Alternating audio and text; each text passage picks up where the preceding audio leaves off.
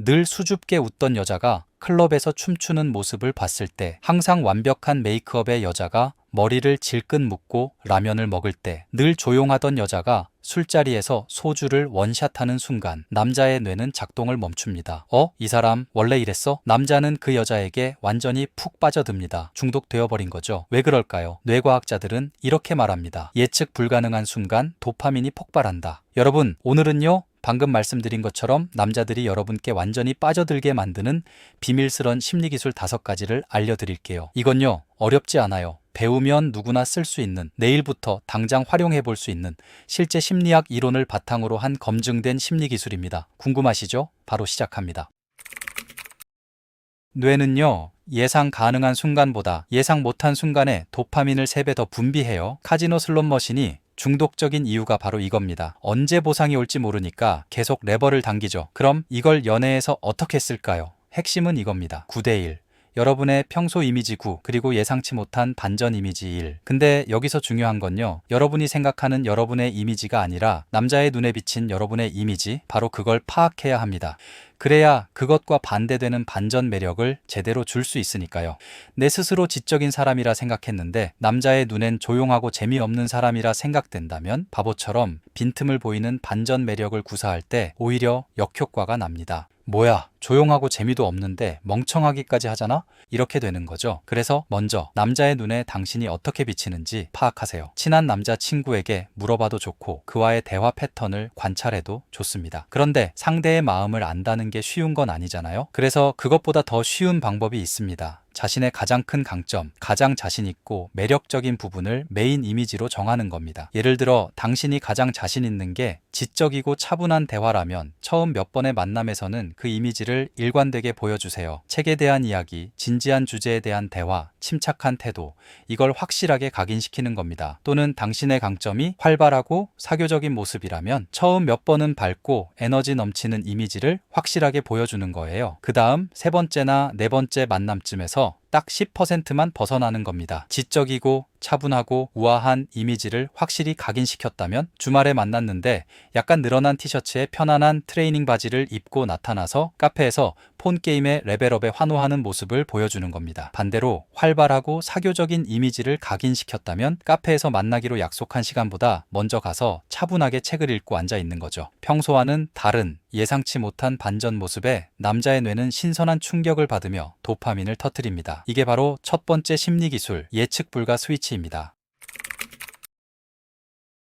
남자는요, 자기 리듬에 맞는 여자를 만나면 그걸 운명이라고 착각합니다. 실험에 따르면 상대가 내 움직임의 30%만 따라해도 호감도가 2배 높아집니다. 이게 바로 거울 뉴런의 마법이죠. 그럼 어떻게 하냐? 남자가 손짓을 크게 하고 어깨를 들썩인다고 그대로 따라한다거나 남자가 하하 하고 크게 웃는다고 그대로 하하 거리면서 크게 웃는 모습을 상상해 보세요. 완전히 남자와 똑같이 반응하면 따라쟁이야 뭐야? 왜 이렇게 반응이 인위적인 것 같지? 못소리야? 이렇게 될 수 있어요. 핵심은 이겁니다. 비슷하지만 다르게 남자가 손짓을 크게 사용하거나 제스처를 크게 하며 이야기를 하면 평소보다 조금 더 큰 리액션을 해주면 됩니다. 고개를 좀 더 크게 끄덕이거나 살짝 박수를 치며 호응하거나 평소보다 눈을 조금 더 크게 뜨며 바라보는 거죠. 남자가 하하하고 크게 웃으면 여러분은 남자의 웃음이 끝난 직후에 풋 하고 미소 짓거나 크크 하고 작게 웃는 겁니다. 남자가 테이블에 손을 얹고 적극적으로 몸을 앞으로 기울여 얘기하고 있으면 여러분은 아주 살짝만 몸을 앞으로 기울이는 겁니다. 즉 따라한다는 느낌을 주지 않고 자연스럽게 그 리듬에 동기화되는 겁니다. 그럴 때 남자는 이렇게 생각합니다. 이 사람 나랑 코드가 맞는다.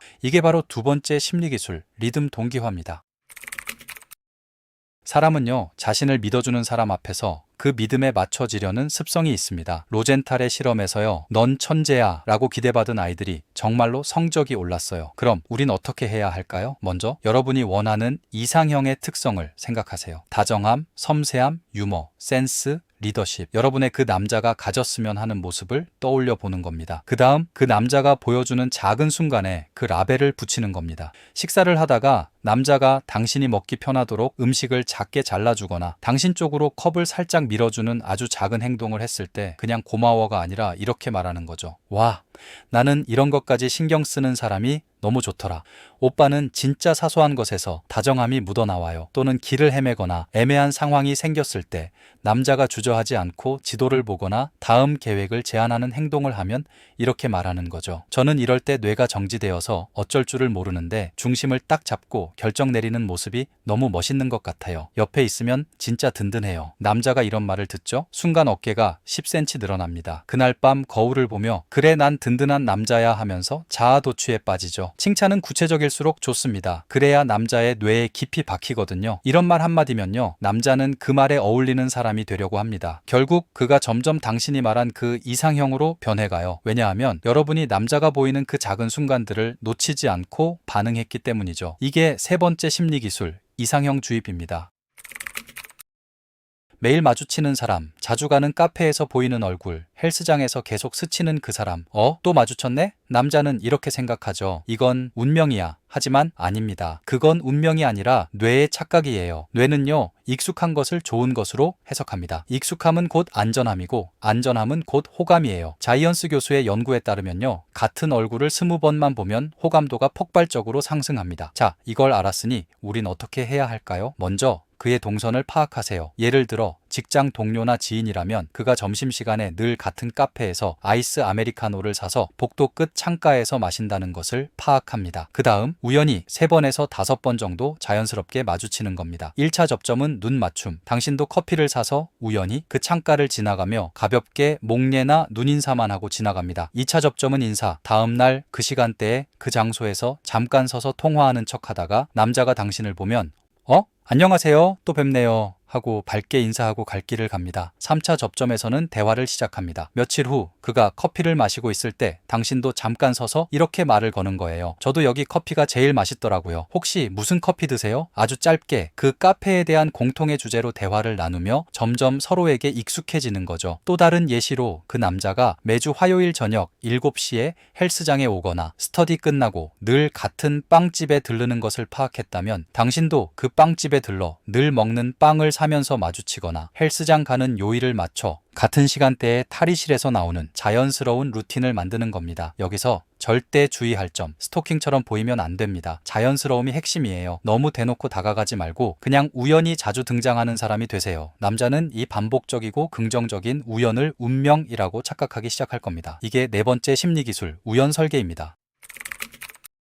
남자는요, 만나고 싶을 때 언제든 만날 수 있는 여자보다 만나기 힘든 여자에게 끌립니다. 언제든 연락할 수 있는 여자보단 연락하고 싶어도 마음대로 할 수 없는 여자에게 끌립니다. 흔하고 일반적인 것이 아닌 특별하고 희소한 것에 끌리는 거죠. 그런데 이 희소성은요, 단순히 그 여자가 귀하고 희소해서 끌린다기보다 그런 그 여자를 잃게 될까봐, 다시는 볼 수 없을까봐 두렵고 미치는 그런 심리입니다. 상상해보세요. 100캐럿짜리 다이아몬드 반지가 아무리 비싸고 희소해도 나랑은 상관없는 얘기잖아요? 그럼 관심이 없습니다. 그런데 그 100캐럿짜리 다이아몬드 반지가 내 손에 있다? 그럼 이건 그냥 애지중지 되는 겁니다. 잃게 될까 두렵고 미치는 거죠. 이게 어느 날 갑자기 안 보이기라도 해보세요. 완전히 패닉 상태에 빠지는 겁니다. 여러분, 사랑에 빠진 연애 초기, 썸 초기 단계의 남자들 눈에는요, 바로 여러분이 이 100캐럿짜리 다이아몬드보다 훨씬 희소하게 느껴집니다. 미친 것 같죠? 그렇지만 그게 진짜 남자의 마음입니다. 여러분의 그 남자가 1000억쯤 재산이 있다면 연애 초기나 썸 초기에 100캐럿짜리 다이아 반지를 선물하는 건 일도 아닐 겁니다. 그만큼 희소한 여자가 아무 말 없이 갑자기 사라진다? 이건 남자에게 있어 인생의 종말과 같습니다. 그냥 그 어떤 원망도 않을 테니 제발 돌아오기만 해달라 애원할 겁니다. 그래서 그런 남자의 마음이 불타고 있는 연애 초기나 썸 초기 때 여러분은 이 5번째 기술로 그 마음의 불씨를 꺼트리지 않고 좀 더 오래 가져가도록 시도해 볼 수도 있습니다. 너무 관계가 쉬워지면 더 빨리 그 불씨는 사그라질 테니까요. 그래서 이렇게 하는 겁니다. 먼저 규칙적인 연락 패턴을 만드세요. 매일 저녁 9시 전후로 오늘 있었던 일에 대한 짧은 잡담을 주고받으면서 남자의 뇌에 저녁 9시는 그녀와의 대화라는 패턴을 만듭니다. 그 다음 의도적으로 공백을 만드는 거예요. 평소 연락하던 시간대인 9시가 지났는데도 아무런 톡을 보내지 않는 거죠. 남자가 먼저 뭐 해요? 같은 톡을 보냈다면 바로 답장하지 않고 4-5시간 뒤 혹은 다음 날 아침에 답장합니다.